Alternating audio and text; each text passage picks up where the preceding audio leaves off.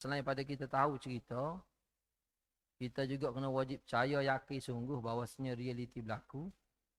Dan dalam cerita Isra Mi'raj ni, kita kena jadikan sebagai pengajaran, panduan untuk kehidupan kita. Ataupun kita ambil pengajaran di sebalik perjalanan Nabi kita, apakah kita nak letak atas kita. Jadi setiap perkara berlaku ni kita cuba paling letak atas kita, supaya kita boleh ambil iktibar dengan pengajaran Isra Mi'raj. Nah, sebenarnya itu adalah gambaran kepada kita ataupun sebagai orang panggil sebagai simbolik pada kita bahawasanya kita ni juga dalam perjalanan. Dan ni kita dalam perjalanan. Nah, jadi perjalanan kita ni nak pergi mana perjalanan kita ni?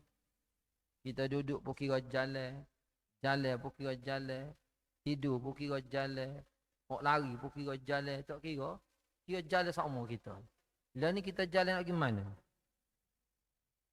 Kita jalan nak pergi mana ni? Iaitu kita jalan nak pergi masuk alam barzakh.